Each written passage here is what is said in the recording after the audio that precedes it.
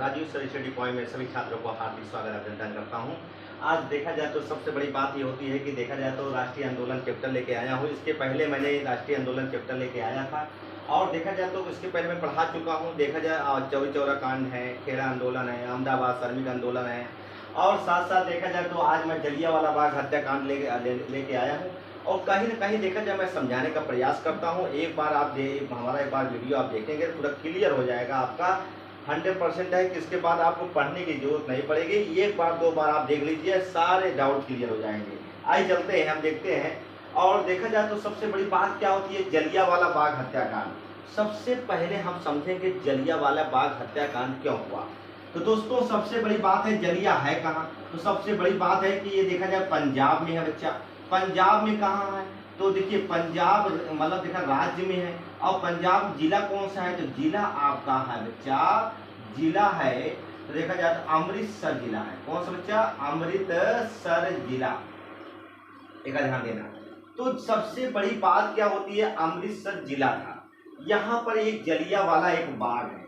जलियांवाला क्या है बच्चा, एक बाग है। और सबसे बड़ी बात क्या होती है, बात तो मान लेता हूँ। पहली बात तो देखिए यहाँ पर यही पंजाब में एक प्रशासनिक अधिकारी आया था। देखिए प्रशासनिक हम बात करते हैं तो देखिए प्रशासनिक अधिकारी आया था। उस प्रशासनिक अधिकारी का नाम क्या है बच्चा, तो देखिए अधिकारी तो दो अधिकारी आए थे। एक था जनरल डायर, आर्यच डायर, एक था आर्यच डायर और दूसरा था यमो डायर। ये डायर बंधु आए थे, दो डायर बंधु थे। कितने बंधु थे, दो डायर बंधु। जरा हम दोस्तों हम बताना चाहते हैं कि देखा जाए तो जब जलियांवाला बाग हत्याकांड हुआ था तो उस समय इंग्लैंड से चलकर दो प्रशासनिक अधिकारी आए थे। वो प्रशासनिक अधिकारी कौन से हैं तो आर्यच डायर, यमो डायर, जनरल डायर, ये दोनों डायर बंधु आए थे। और उस समय नए नए थे और नए युक्त थे। मगर मामला क्या था, गड़बड़ कहां से हुआ, हम बताने का प्रयास करते हैं। तो देखिए हम बता दूं, पहले हमारे यहाँ रॉलेट एक्ट था। तो रॉलेट एक्ट देखा जाए तो सबसे पहले बता दूं 19 मार्च 1919 को ये 1919 को ये रॉलेट एक्ट पारित हुआ था। उसी समय जब रॉलेट एक्ट पारित हुआ था दोस्तों, उसी समय क्या हुआ कि जब इन्होंने रॉलेट एक्ट लगा दिया तो उसी समय आप बता देता हूं तो यहाँ पर पंजाब की बात करते हैं तो यहाँ पर देखा जाए सैफुद्दीन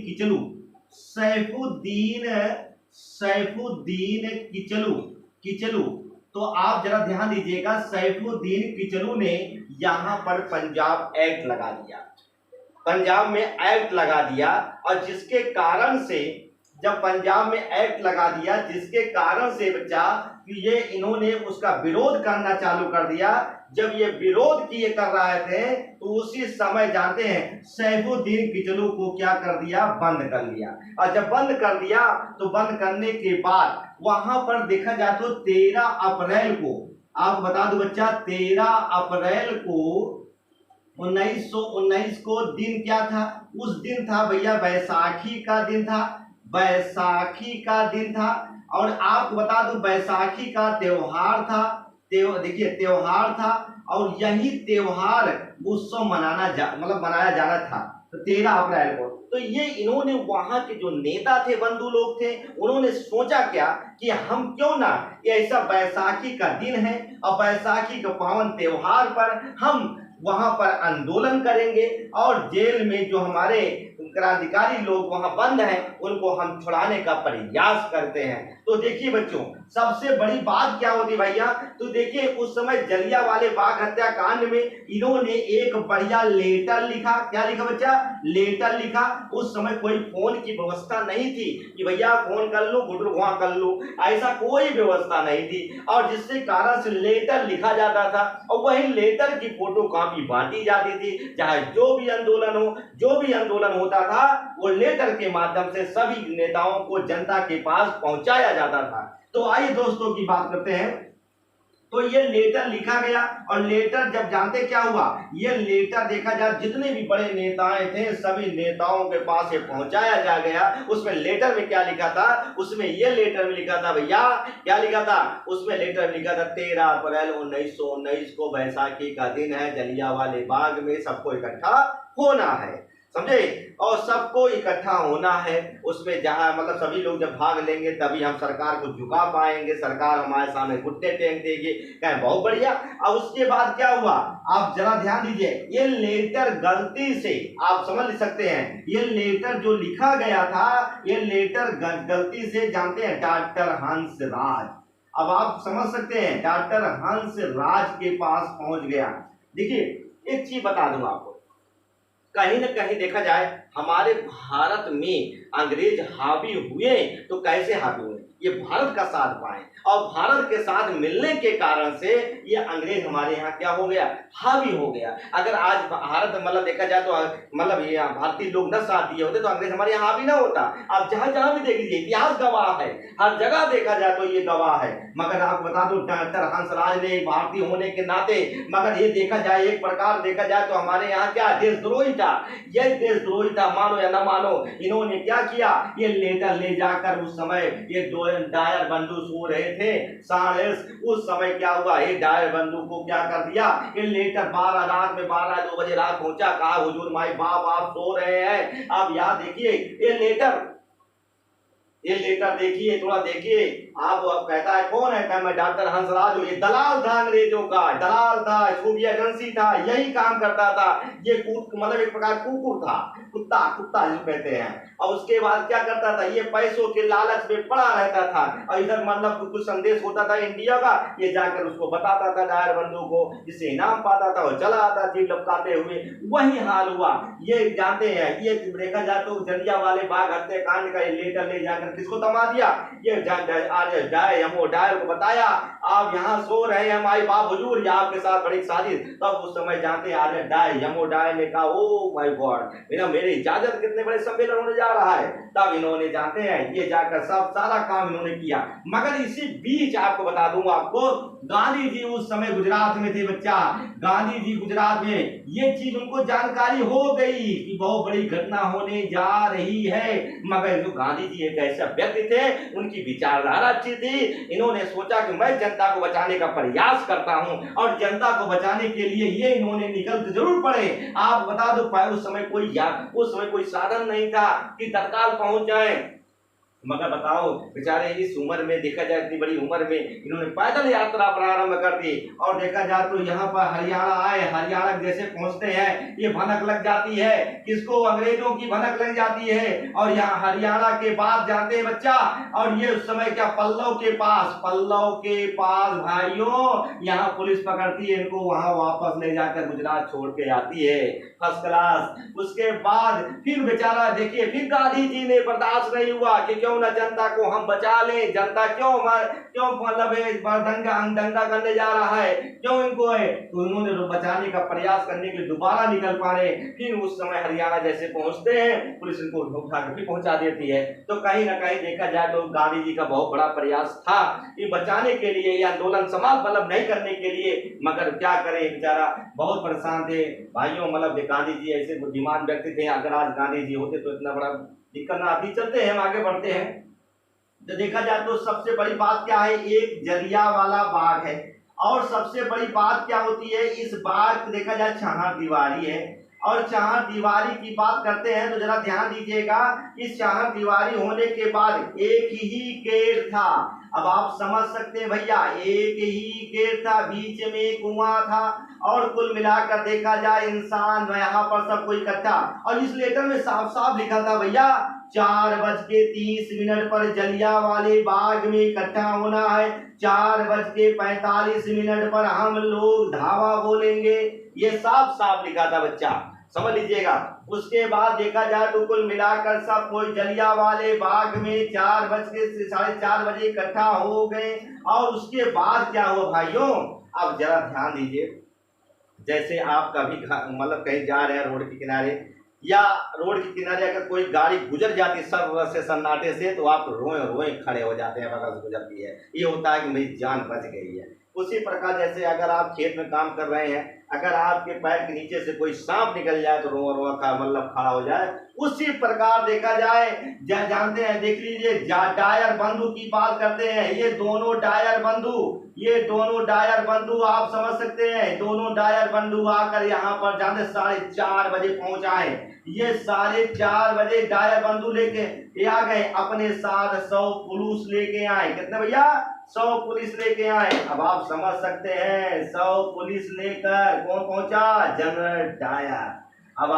अब जैसे देखे, कौन देखा भैया? जैसे देखे जनता, इन्होंने कहा भैया इनको कौन न्योता नहीं दिया, इनको तो हम न्योता दिए नहीं थे। और जानते हैं रोआ रोआ खड़ा हो गया जनता का रोआ खड़ा हो गया। कहा भैया ये तो बड़ा दिक्कत डाल देगा, अब क्या होगा? अब जनरल डायर ने कहा भैया देखो, मैं तुमको कौन दिया तुमको ऑर्डर दे, मतलब ये आंदोलन करने के लिए, सम्मेलन करने के लिए? कहा मैं 30 सेकंड का दे रहा हूँ, 30 सेकंड के अंदर खसक लो, भाग जाओ। अब 30 सेकंड में कौन भाग जाएगा भैया? जहां पर 3-4 हजार लोग जमा हैं और एक गेट है, उसमें कैसे भागोगे? जो बेचारे बुजुर्ग हैं, जो बेचारे मतलब देखा जाए तो मतलब चलने लड़के बच्चे हैं, वो कैसे भाग पाएंगे? 30 सेकंड बाद इन्होंने क्या कर दिया? गेट को बंद कर दिया। इन्होंने जनरल डायर बंधु ने अंधाधुन गोलियां चलाना चालू कर दिया। इतना अंधाधुन गोलियां चलाया, अब बेचारे कुछ तो होशियार थे, ये छार दिवाली देखा जाए क्रॉस करके निकल रहे हैं, मगर कुछ बेचारे नहीं निकल पाए, कुछ बेचारे लटके ही रह गए। और जानते हैं सकरी गलियां थी, सकरी गलियों में जाकर बाहर मतलब गिर पड़े। और जानते हैं इन्होंने अंधाधुन गोलियां बरसाते रहा। जनरल डायर ने कहा यमो डायर, जब तक गोली समाप्त न हो जाए तब तक अंधाधुन फायर करते रहो। अब बच्चा आओ बता दो भाइयों कि इन्होंने क्या किया। जब ये अंतिम में कुछ लोग सोचे, होशियार बने, कहें चलो भैया इसी कुएं में कूद जाओ, बीचों बीच हो सकता है जान हमारी बच जाए, मगर कुआं में जैसे कूदते हैं बच्चा, उस समय क्या हुआ भाई जानते हैं? एक किसी देखो नहीं, जैसे गांव में क्या होती है, एक भेड़ी गई तो सब भेड़ी गई, जब एक बकरी गई ढेर सब बकरी गई। उसी प्रकार क्या हुए, एक ऊपर एक कूदना चालू कर दिए। अंत में कहते हैं जनरल डायर यमो डायर सब कहाँ गए बंधु?